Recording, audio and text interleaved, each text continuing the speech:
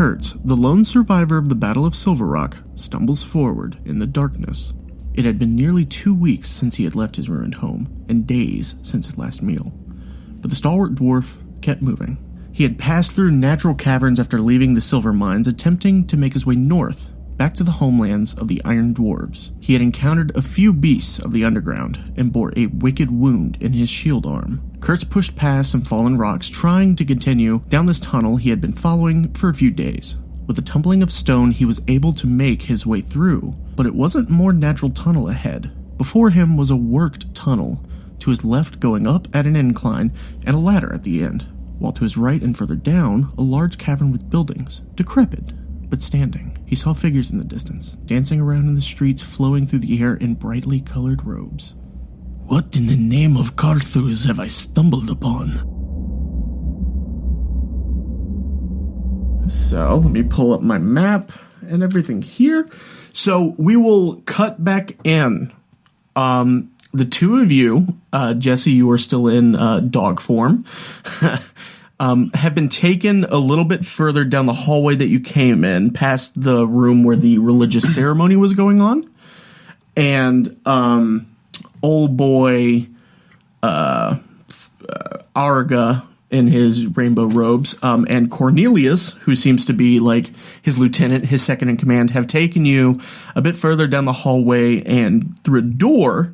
And it's a very well-kept door. A lot of the places that you've been encountering have been very dirty and stuff, but this hallway is relatively clean. You still have a torch with you, so that you can see. The Cynidicians these guys don't have any torches on them or anything.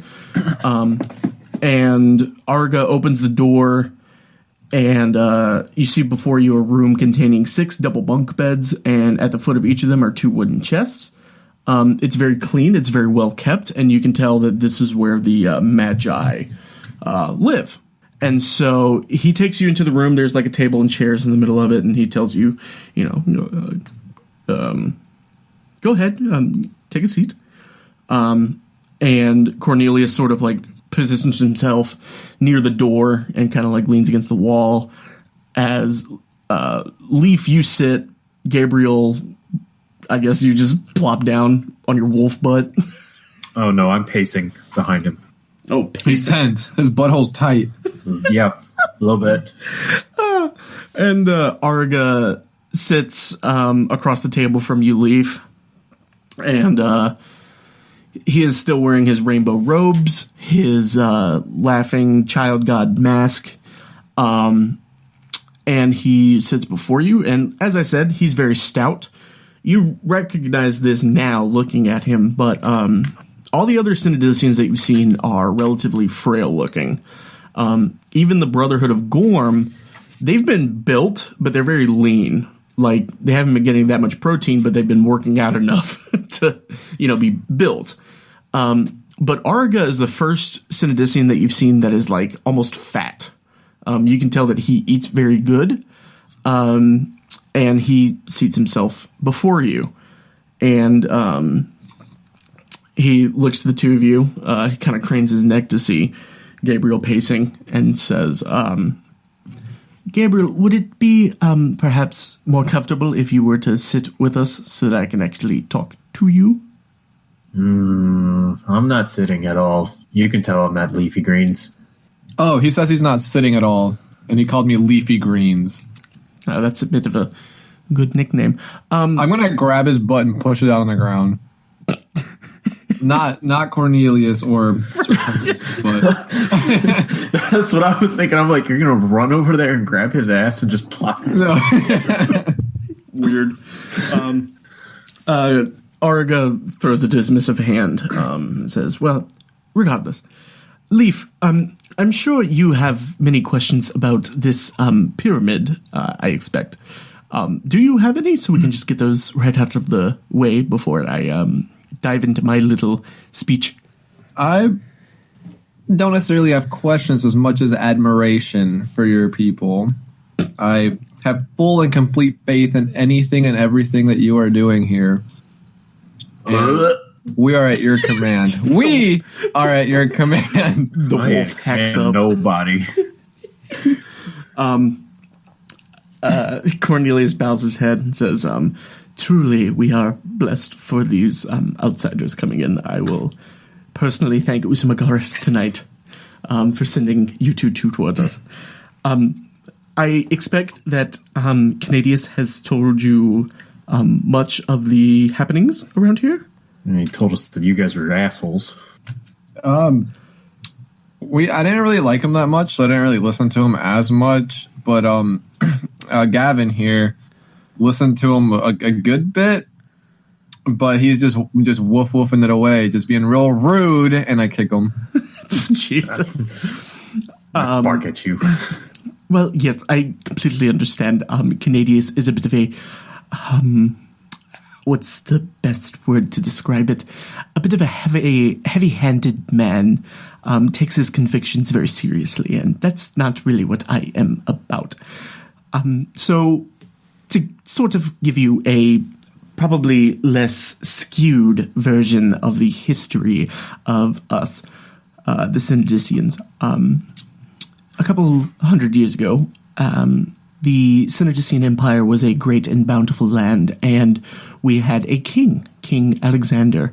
And he was a wonderful king. He set up many wondrous things for the empire, and in congratulation for that, the people built him this pyramid. The times were great. They were golden. And as the workers were digging the lower levels of this pyramid, they struck something terrible. Gold. No, terrible. They struck the den of an ancient god known as Zargon. And this terrible beast, he swept through the lower levels of the pyramid, killing workers upon workers, and eventually left the pyramid and went on a killing spree through the streets of this place. And eventually the guards were unable to stop it, and so this strange cult became a thing. And they started to feed people to Zargon, and they began to worship Zargon. This was a dark time for the Cynidicians. They forsook the three gods of old. I'm sure you've met many people who pronounce the name of Gorm or Usumagaris or Madara. And this was a falling of the Cynidicians. The people began to drink of exotic wines and take hallucinogenic drugs of many kinds, and they all That's fell. when I'm like, haha, I'm gonna high five them. Okay. In all things in moderation. I just farted too. I don't know if you heard it. I thought that was a high five. I'm a little nervous. And so many years passed, and the workers stopped tilling the fields, and the guard stopped guarding the place, and eventually Cynidicea fell. The final blow was when a group of barbarians came over us and pillaged the entire place until we, the ancient ancestors of ours, had to come underground to the city beneath the pyramid. And it was once a wondrous city besides an underground lake, but now it is just filled with Cynidicians that are lost in dreamscapes, running around in these colorful masks and robes, and it is a sad time to be a Cynidician. The cult of Zargon is still in its power. They consistently give sacrifices to Zargon. They rule everything. They distribute these wines, these mushrooms, and all these things that keep us oppressed. And they've even gotten the help of some goblins and hobgoblins even to help them keep us down. And I'm sorry, it's just a very hard time. We understand, and we were just looking for some food, and water, but I have deeply empathized with your cause. Yeah, go ahead. And I want to offer both of our helps to defeat Zargon. You better be doing this to steal something shiny or some shit. No, dude. Okay, wait. I have, well, in character. So, but I do have a question. Oh, of course. Of course. So these three factions where we all worship different gods, and of course is the absolute all be all, like my god, of course. But have we had an alliance with them in order to fight Zargon? Are you saying could an alliance be made between the three factions? Could it be made, or has it ever been made? I have attempted it many times. Cornelius here can attest to the fact he has sat in on a few of the meetings. The last one was probably about a month ago, and it was the last one that we had. Me, Cynidicea of the Brotherhood, and Pandora of the Maidens of Madara, we collaborated a few times, and this last time was, dare I say, disastrous. We all want Zargon dead. That much is certain.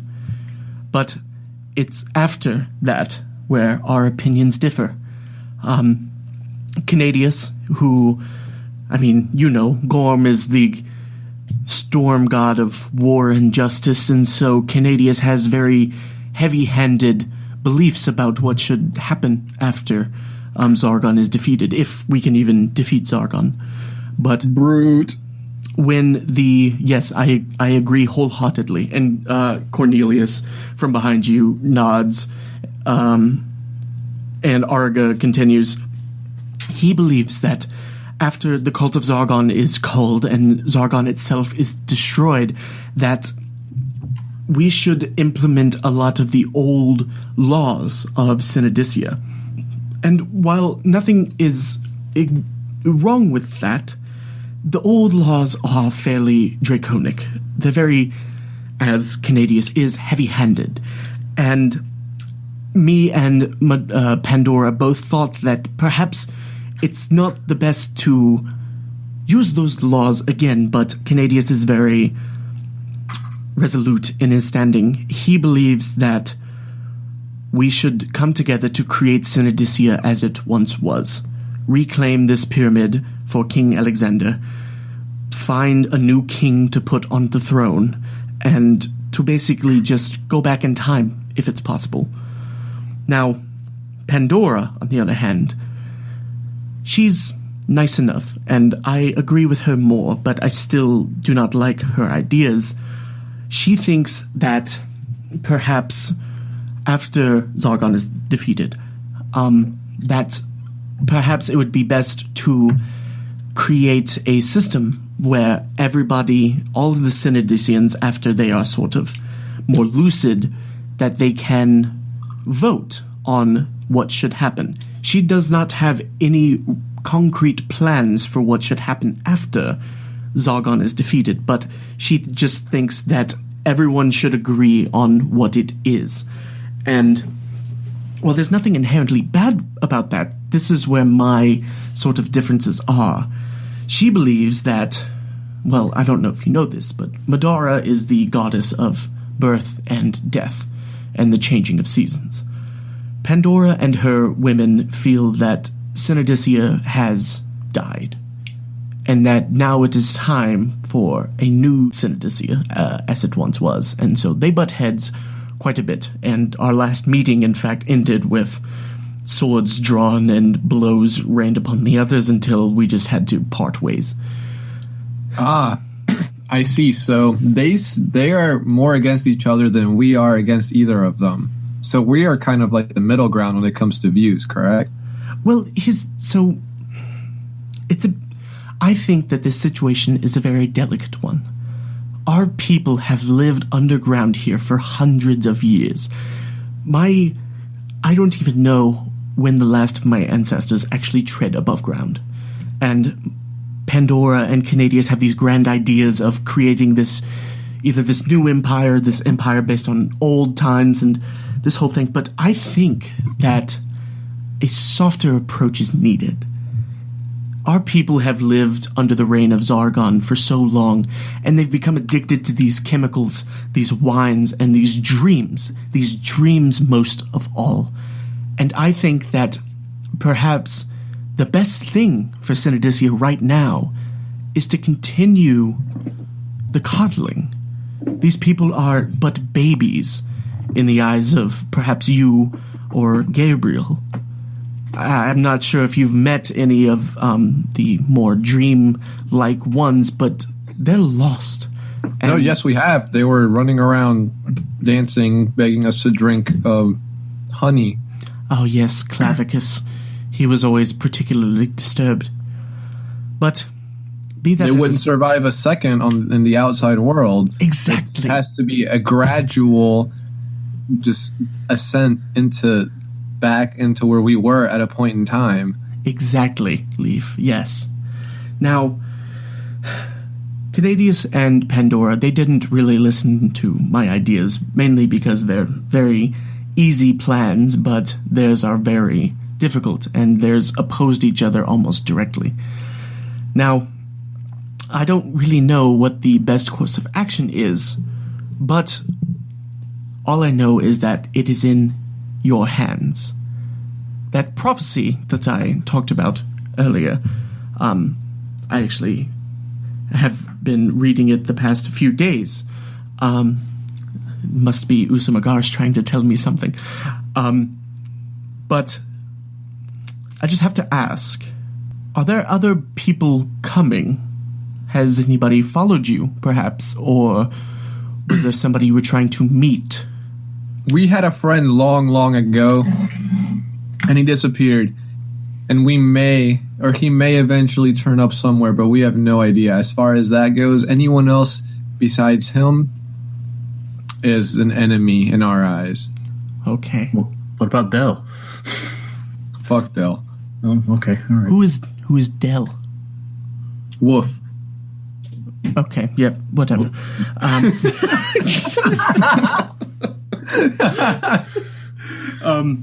But yes, Leaf, this is the situation that we are in.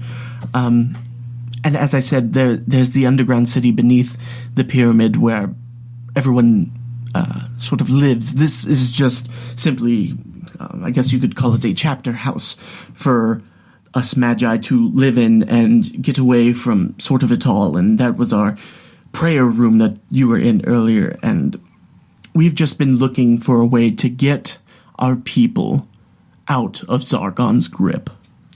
Yeah, we're more than willing to help, but as you can see, we'll probably need a lot more equipment to be able to take them on, you know?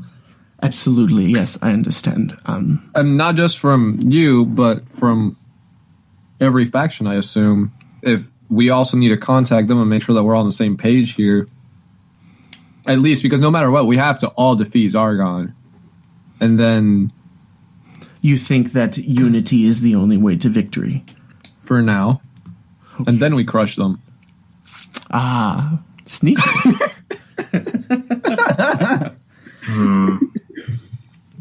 Interesting, okay. Well, I think I can try, maybe one last time, to arrange a meeting between myself, Cynidicea, and Pandora. And maybe then you two can sit in on it, and maybe you two can bring us to an agreement of sorts. Of course. This dog right here is really good friends with the Cynidicea too, so... Oh? I know, gross, right? Oh, Leaf, I enjoy your company. Ask him if we can do this tomorrow. We can do it whenever is most convenient for you, my lord. Well, see, I can tell that you two are incredibly wounded. Those beetles really did a number on you. I apologize, by the way, for not keeping such a strict hold on our hallways and passages. We will be absolutely happy to tend to your wounds and give you any food or water that you might need. And in any equipment as well. We don't have very much, just the basics of sorts. But help yourself. Take a much-needed rest. Me and Cornelius and I will need to go off for a bit and discuss some things. It is incredibly interesting that this prophecy is beginning to take place now. I'm very excited for it. We'll rendezvous in a bit. Back to you. So yeah, you guys can take like a much well-deserved rest for a bit. This place is like safe. Arga and the Magi consider you to, if not allies, at least, well, no, they consider you allies.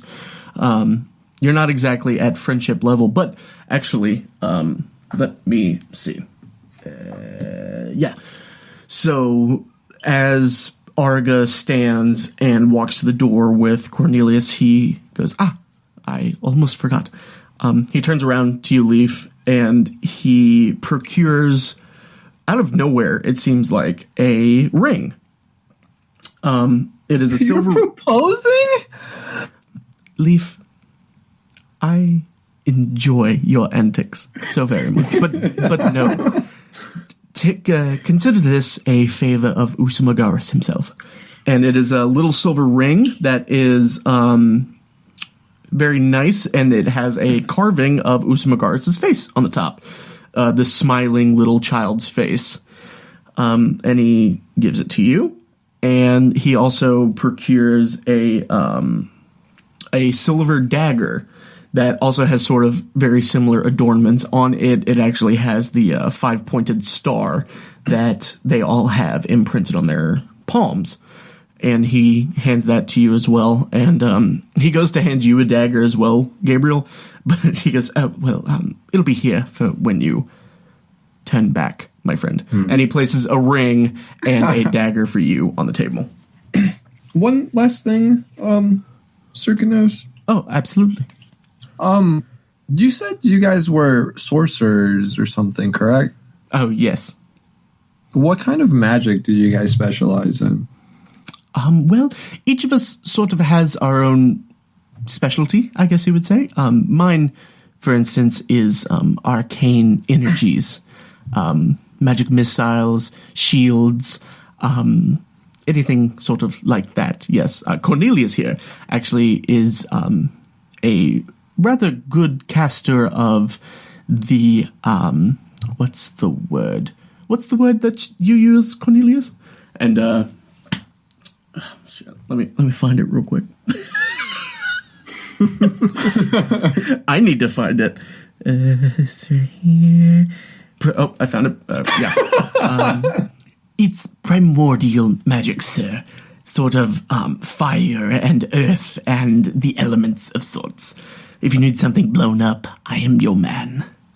I perk up slightly at that. So, would you guys be able to, say, enchant weaponry? You're not getting a fire sword out of this. Oh my god!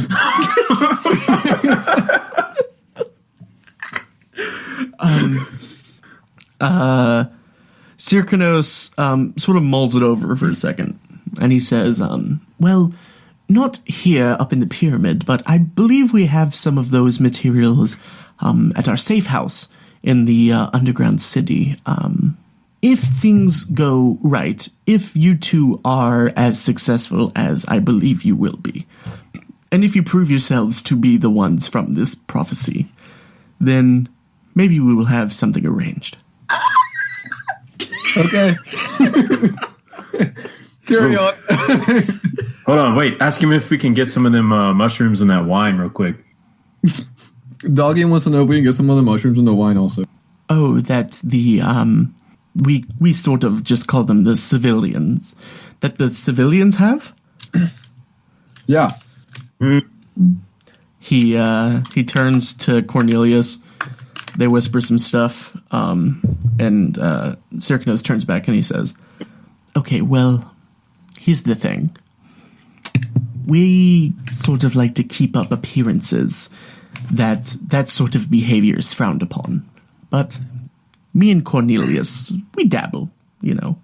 Things are stressful down here, and as long as you don't let the other Magi know that's, you're doing this sort of stuff, then absolutely. It's not me. It's for the Gorm follower dog. I also dabble, but I also keep it very professional. Absolutely, Leaf. Cornelius? And Cornelius walks over to a chest. You assume that it's his. He pops it open, and he procures a wineskin and a tiny little cloth, and he opens it up, and there's some dried mushrooms inside. And he kind of like, yeah? I'm going to grab them and be like, this is for you, dog, and we're going to walk away, and I'm going to be like, ha, ha, ha, and I'm to him. Well, you guys are going to rest here in this room. This is the rest room for you guys. Shit, I was about to bust out of here and go back to Gorm. That's what you wanted to do that? Kinda. Okay, well, so Cornelius... Gorm did promise me a fire sword.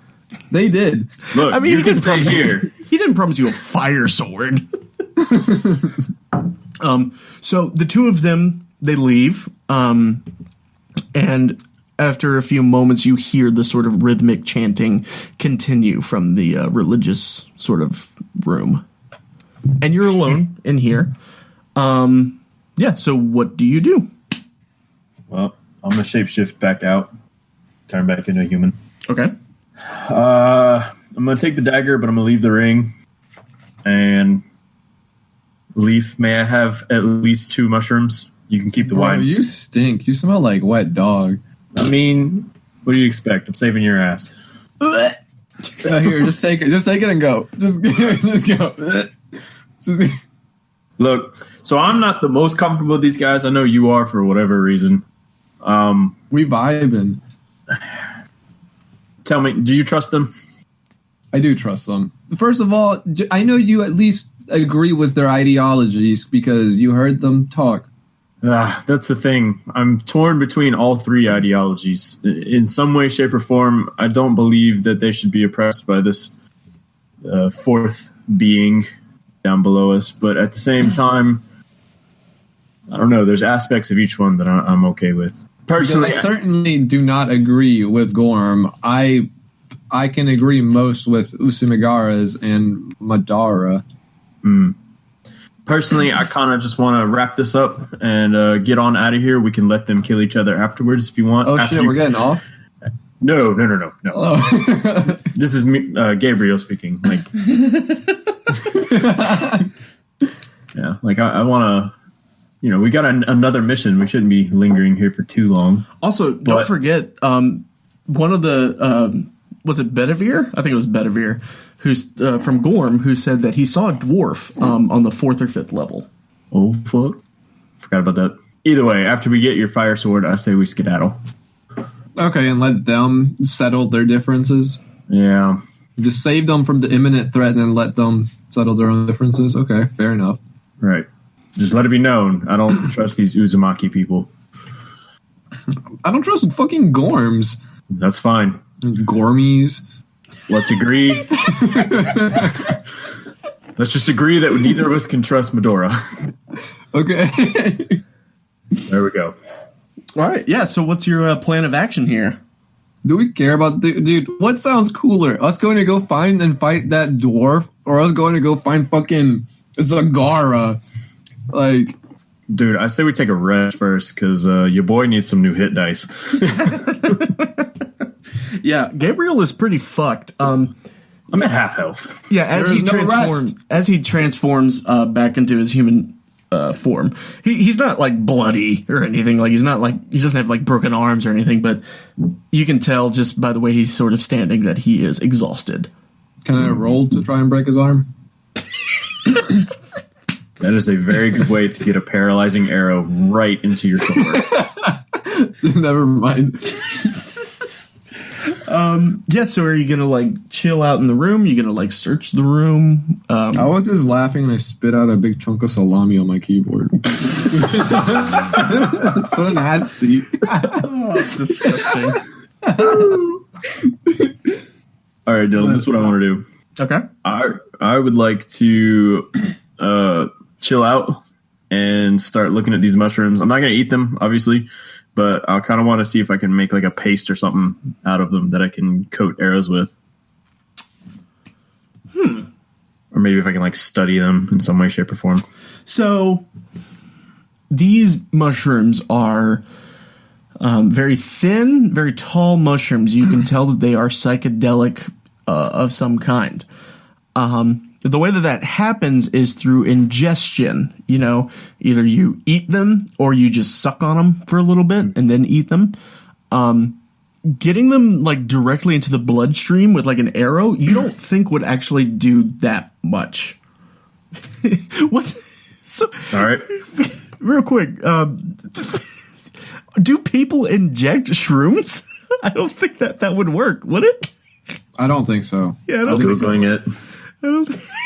All right, real quick, audience, we're gonna do something search for injecting shrooms.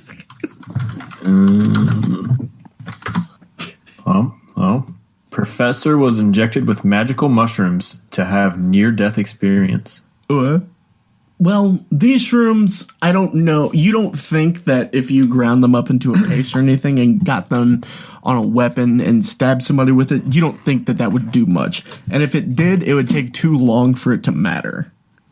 All right. Well, then I'm just going to grind them up into a nice fine little powder and then like put them in a little pouch that I have. Maybe like a little vial or something. Yeah, and there's... So how many do I have? And how many do you have? Yeah, so you each got 3 shrooms. Enough for like 2 trips. So this will be what I do to drug people, Leaf, just to let you know. How many wines? You got 1 wine skin, like one big one. That's yours. You can have it. Okay.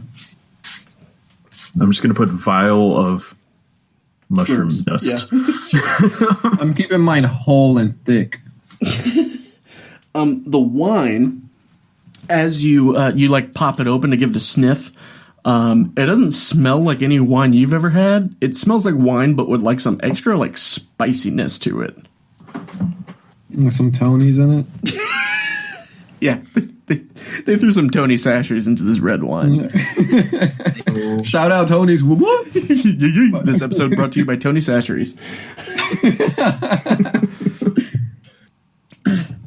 But okay, so we rested. We took our little nappy nap. Did we lose perception of time now since we're just been underground? It's been rough to keep track, that's for sure. So when you guys rest, are you like keeping watches? Are you both going to sleep at the same time? Like, what's going on? Do we have watches? I mean, like what era is this? No. I mean, do you keep watch? Like, does one of you sleep while the other one watches, just to make sure, or what? I'm just going to bed. If he wants to stay up, he can stay up. Yeah, that won't happen. I'm just going to pass out. Yeah. Okay, yeah. So the both of you just pick a bed. Do you guys pick one bunk and like one on top, one on bottom, or do you take what? Like what? I'm gonna let him pick a bunk, and then I'm gonna cuddle up right next to him because I'm scared of the dark. Top bunk. No, like I'm cuddling up next to you. Yep, there are candles that you can light. In fact, when Arga and Cornelius came in, Arga went ahead and lit some candles so that you could blow out your torch. Okay. So it's not completely dark in here. I still want to cuddle up next to him. It makes me feel safer. Do you allow that, Gabriel? What choice do you have? I'm pretty toasty and like injured, so I guess. The extra warmth.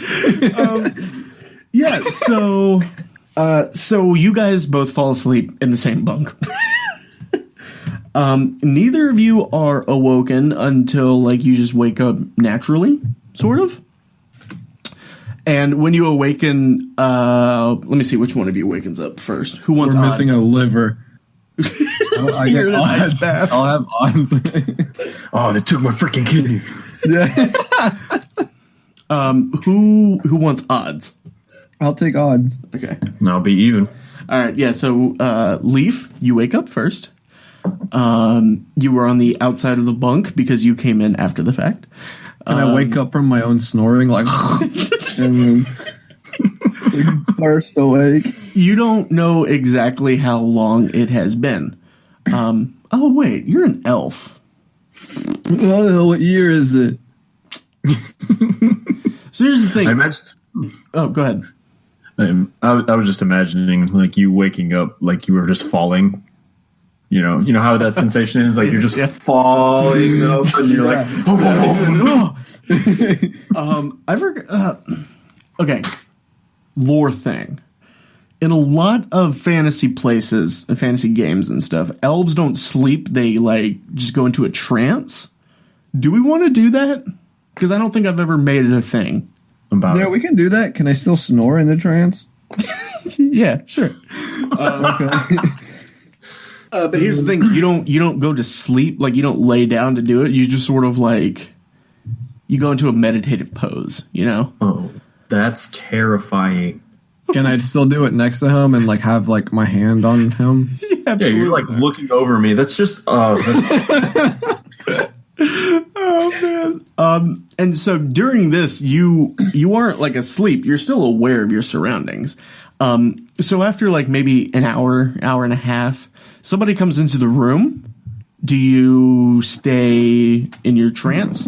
Can I act like I'm staying in my trance, but I'm gonna open an eyelid and like like I'm still sleeping? I'm even gonna be like keep my snoring going.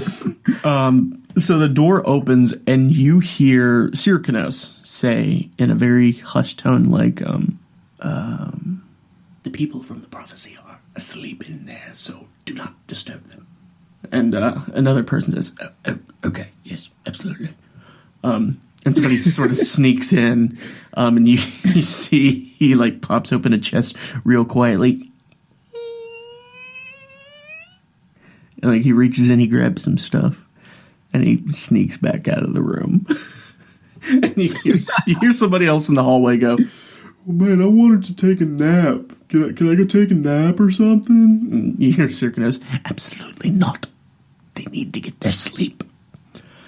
And then I knew I trusted these people. And the footsteps walk away, so you can go back into your trance.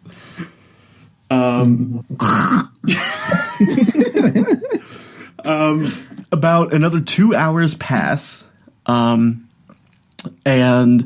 you hear the door creak open again. Oh my god! I'm gonna crack my eye again. Yeah, and somebody looks in. You can't see who, but you hear Cornelius. "Yes, sir, they're still asleep." And Arga says back, "Okay, well, whenever they do awaken, get them what they need, and then send them on their way for now. I will contact you as soon as I can once I have figured out a way to schedule the meeting. Usamagaris be with you, Cornelius." And Cornelius responds, "Usamagaris be with you too, sir." And footsteps recede. I mean, that doesn't inherently seem sketchy. It just seems like, but like, what do you mean our way? Where the fuck are we going? Well, no, why can't we be with them till we go on our little meeting? You don't know. But do you want to go back to your trance? You only need to maybe trance for like another hour or so. Yeah, I'm gonna trance for another hour. Okay. So as you do, nothing interrupts you. You wake up.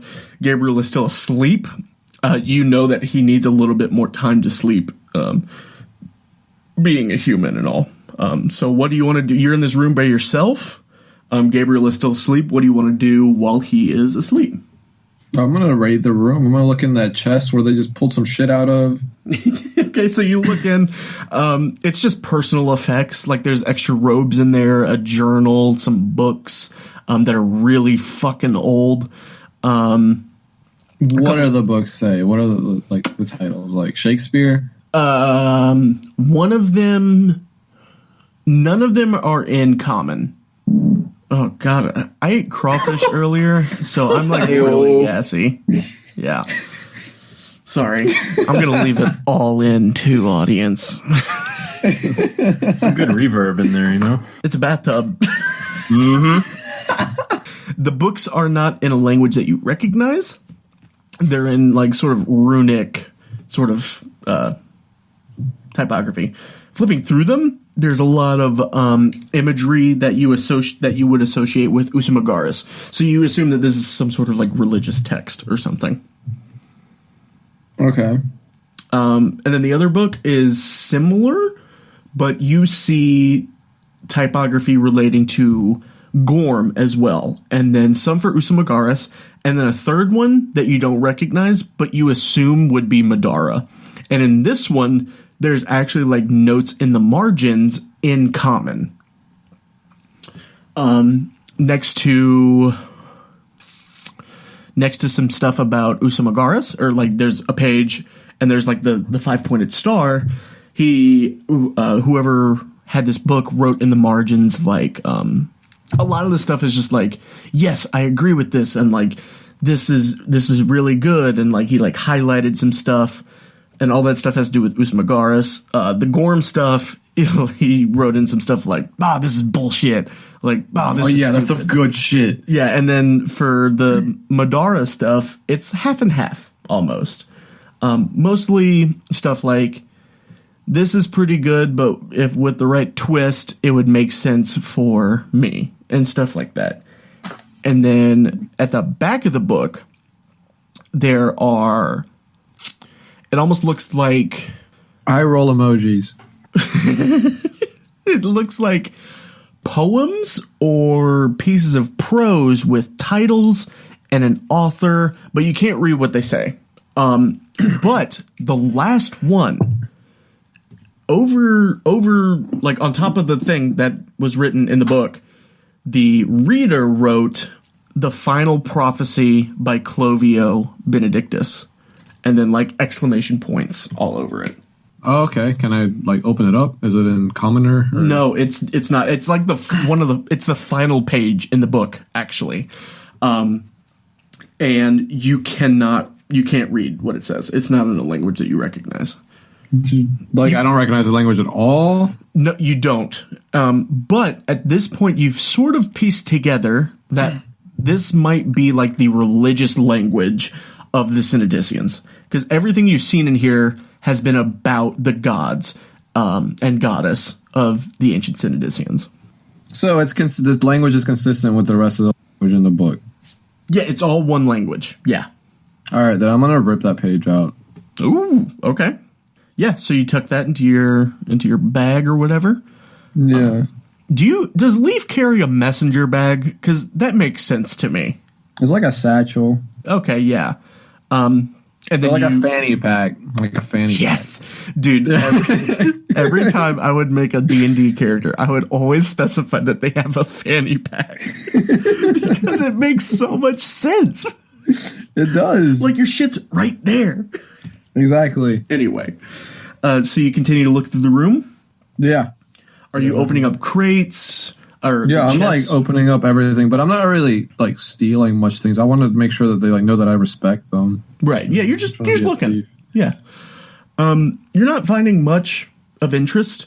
Some spare silver daggers, some spare masks, robes. They seem to live a fairly like monastic life up here. And you don't find really anything of import. All right, so then I am going to Just do a huge leap onto the top bunk and just jump and repeatedly jump like a trampoline away Gabriel up. Boom, boom, boom, Yeah. boom. Yeah, so Gabriel, you were awake. What the fuck? So why don't we go ahead and re-roll your guys' hit dice, your hit points. God. Because I have 3 hit dice. So then did I roll 3 d6s? Yes, and then you keep an amount equal to your level, which is 3. Damn, baby. So I have 10 total hit points. Oh, fuck. Yeah, you do. Okay. I forgot to use the dice channel. My bad. No, it's fine. Whatever you rolled, you're good. I don't don't it. believe you. Okay. Did you roll bad? I rolled decent, actually. Oh, That's right there. What I got? You rolled the exact same dice: a 6, a 3, and a 1. What the fuck? Hey, twinsies. I don't believe it. Let's do it again. I don't know about that. If this happens, what the fuck? A 6, a 2, and a 2. All right.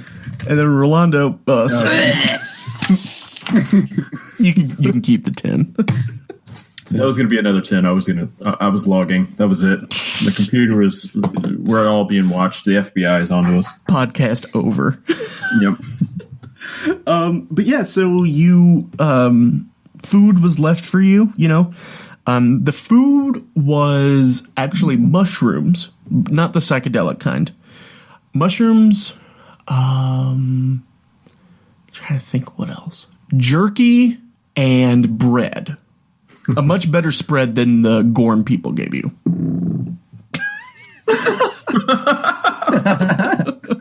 Dude, did you like feel it vibrating the whole thing? Pretty Like much. you shake with your whole body. Yeah, a little bit. And with that, actually, let's take a short break so I can go to the bathroom. Not number two, and refill my drink. Sounds good. Okay. You're gonna refill your drink in the bathroom? No, I'm gonna get out of the bathroom and go get my Okay. stupid. All right, BRB. What do you guys do? You're in the room. You've got all your stuff. Yeah. What's up? Well, didn't I just hear this dude tell me he's gonna kick us out? So, like, are we patiently waiting for him? Oh, that was like an hour ago. All right. Well, we're chilling. We're awake. We're gonna get kicked out. Well, do you want to chill here and wait for them to kick us out? Well, I don't know, because maybe if we wait, or if we go find them, it can tell us more about the meeting. Because I mean, if they're gonna tell us to go somewhere, may as well go somewhere. But I want to be back for the meeting. You know, I don't just want to dip and miss the meeting. Yeah. So Yeah. So you want to like leave? See if you can see him. do you think they'd be offended if I take like a robe and a mask? Probably not. That might be like a sign of like you're one with them and you want to blend in. You could play it off really well.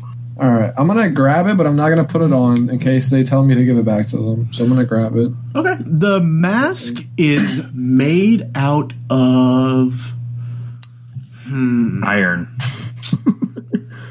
It's either metal or wood. It's made out of wood.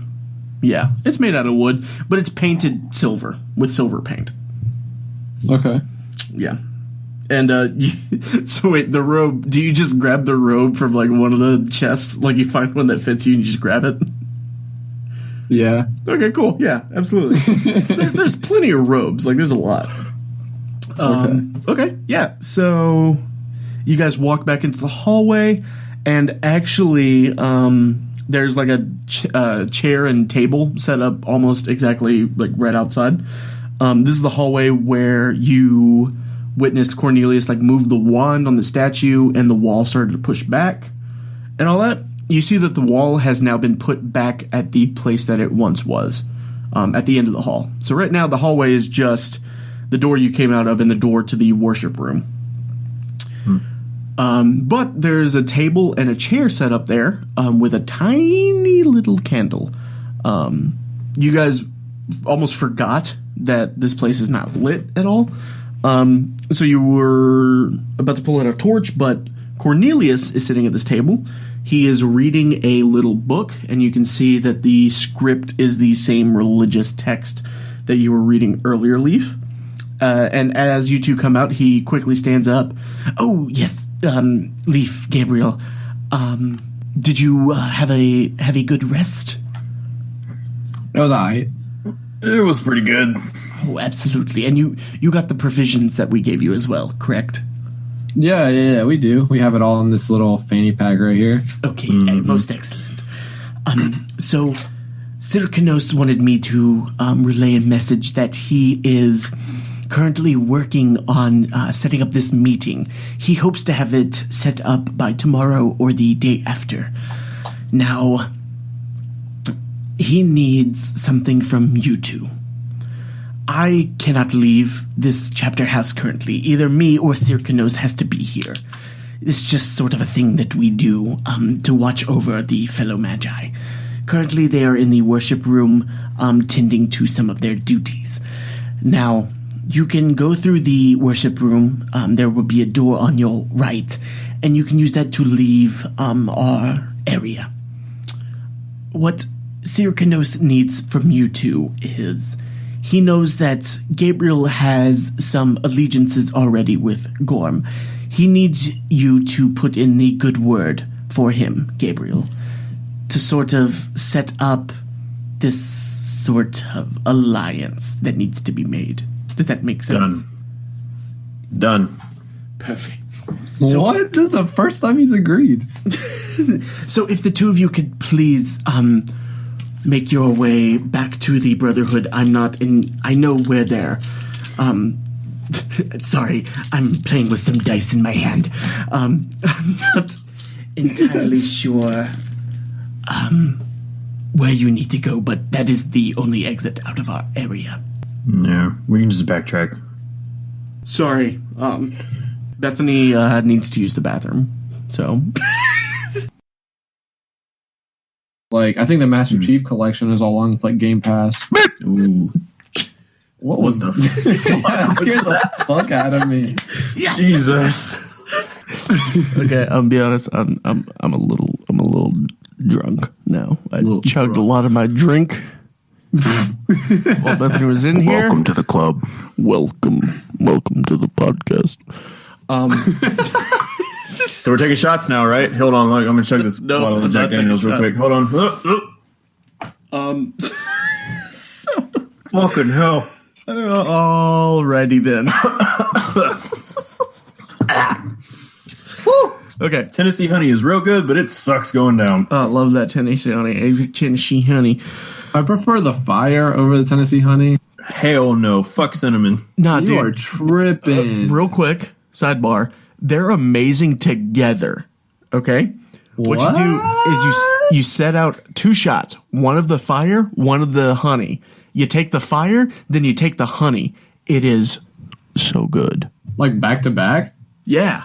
Like pre-chaser? Or you're just not a chaser kind of guy? I'm not really a chaser kind of guy.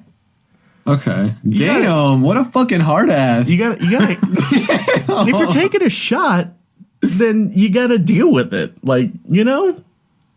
Nah, bro, I'm a bitch. No, I mean, no. I got my little glass of Coke right next to me for whenever I take a shot. No.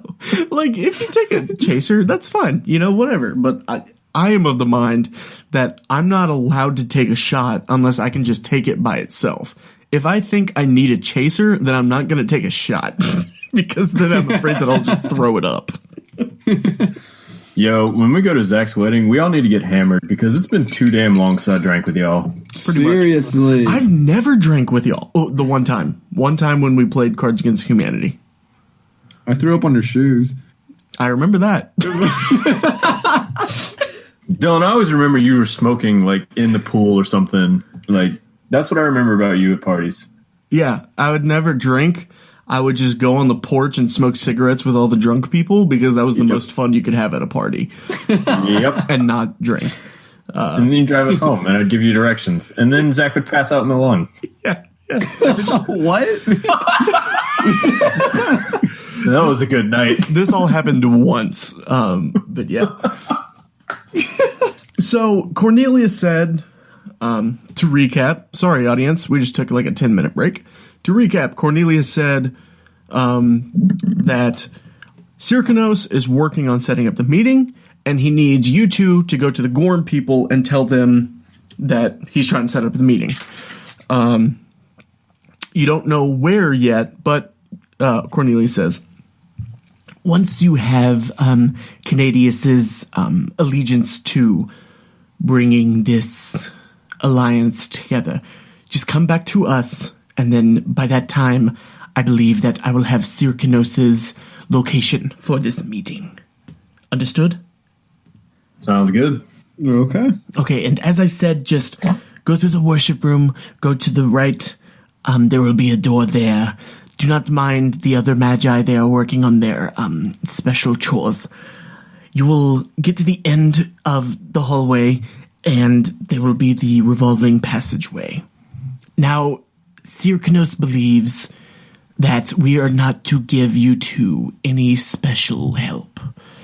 Provisions, that's fine, but in terms of directions, he wants us to keep you I guess in the dark. Don't ask me why. Cyrcanos is an interesting leader. That's fair. Okay. So here you go, and he opens the door for you. Before it is the chamber, the worship chamber. There's little candles everywhere, so you can see what's in there and stuff. You haven't lit your torch yet. And you remember that the last time you had a torch in front of some Cynidicians, they were a bit bothered by it. But yeah, so you go through there and you go through the other door. I take a candle on our way out.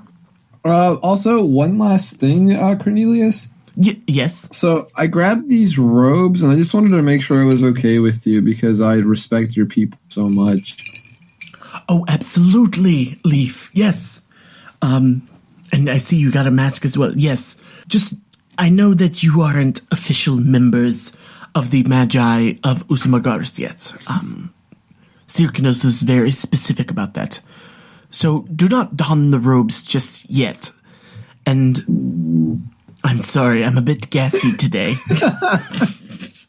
Seems to be a common occurrence among the people. Somebody brought in some fish a while ago, and we just had it today. We probably waited too long to have it, and now we're all just gassed up, man. Hold up. We in the middle of a desert. Where the fuck are you getting fish? Oh, the underground city. It is right next to a lake. That's actually where the our ancestors first created this civilization, was the underground city. That's right. It's very ancient, it's very old. But the lake has fed our people for thousands of years. All right. My bad. Look, It's okay. You don't have to worry about me putting on these. Not gonna lie, y'all are a little weird for me. So that's a leafy greens kind of thing. Shut it, and I'm gonna kick him in the shin. Hey! I'll kick you right back. Ah!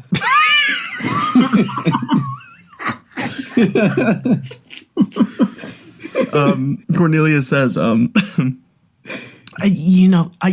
completely understand. And he reaches over and he closes the door back. And he retreats a little bit down the hallway. And he says, Gabriel, I understand where you're coming from about the weirdness. Let me roll something. Real quick. Roll it in the dice channel. Actually, no, don't do that. That'll make me nervous. Okay. Let me put something in my head. High is that, low is that. Okay. 7. I rolled a d6. Well, fuck. Okay. Cornelius kind of pulls you aside and he says, Gabriel, I understand your hesitance. Cyrcanos is a rather intense leader. He's actually the third leader of the Magi that we've had. Not to get too in detail, I just think that you should know. The Brotherhood of Gorm has always been led by Cynidicea. The Maidens of Madara have been led by Pandora for a while, but before that it was Pandora's sister, so those two groups have remained fairly untouched, right? They're the same as they've always been. Now, the Magi is a bit of a different story. I just want you to have all the information. Before Cyrcanos was actually his uncle. I'm so sorry. You are gassy. I know. It's the fish. Was actually his uncle. Was very different than Auriga. If I'm being honest, fairly good friends with Pandora. That changed, however, when he was killed by the followers of Zargon. And ever since Auriga has taken over, we have had more. His uncle believed in a very monastic lifestyle. A lot of the followers still follow that, actually. But Auriga believes that there is pleasure to be found in life that we did not have beforehand. So just let it be known that if you encounter any of the sisters of Madara, things might be a bit tense if you are showing any signs of of us, because Auriga was very open about opposing the Maidens of Madara. So I wouldn't put that mask on just yet, or those robes on, partly because I think Auriga might be a bit offended that you had put those on before becoming a full member, but the other people of this pyramid will not be excited to see you wearing that. And I see, Gabriel, that you are wearing the amulet of Gorm around your neck. If I were you, I would hide that. Sounds good. Loser. Yes. Well, anyway, I've taken too much of your time. Please, here, let me take you. And he takes you through. Unless you have any other questions. Do you have any other questions? No. No, I'm gonna do something real quick though. Yeah, what's up? Well, actually, this brooch that I got, this sanguine brooch, does it have a little clip? Sanguine brooch. Yeah, the thing that I can use to detect if it's magic. I got it last time. Yeah, absolutely. Yeah, you can clip it on. Yeah. I'm gonna clip it on over that symbol of Gorm on my necklace. Huh. That way it hides it. That's pretty cool. Okay, yeah. So what does this amulet or this brooch look like? Because I don't think we ever said what it looks like. Well, it's sanguine, so I'm thinking it's red. Other than that, I have no idea because we never decided. Okay, yeah, sure. So it's this red brooch. So you just clip it on top of the Gorm symbol. Okay, I like it. Yep. Yes, I enjoy it. Well, thank you. So he, and you're not getting any readings off it, but I guess since you're wearing it there, I'll try to remember that you just have it out. And if anything comes up, I'll let you know, but just remind me. Oh, I was just going to take it off and hold it up to things. Okay. Yeah. That way it makes it easier. So Cornelius takes you into the worship chamber, to remind you the, north and western walls. You come in from the south. The north and western walls are covered in this tapestry that shows the night sky and all the stars and stuff. There's an altar on the northwest side as well. But all the magi are currently tending to things around the room. There's some chairs, there's some tables, there's some crates, I guess. There's a bookshelf, and they're all just cleaning or talking to each other or something, and none of them really pay you any mind. There's candles, as I said, around the room. Leaf, you grab one of the candles, you said? That was me. Okay, yeah. Gabriel, you yoink one of the candles. And so Cornelius takes you through a door to the right, and you are now in a long hallway with a door at the end.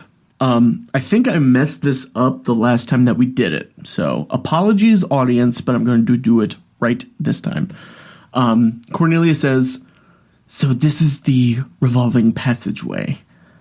Now, Auriga told me not to give you any help, and I guess I will follow his wishes. So I guess this will be farewells for now. Farewells. Well, thanks for the rest. We'll see you in a day, maybe less. You got it. And he says, he begins to go back to the door, and he stops. And he turns around and he says, I don't feel right sending you off with nothing. There will be buttons, and each of them points to a different cardinal direction. I will not tell you what the directions are. Just know that this one is west. Okay? Sounds good. Okay. Perfect. Now, before I am missed, I will see you fellas later. Peace. Later. Peace. So dumb.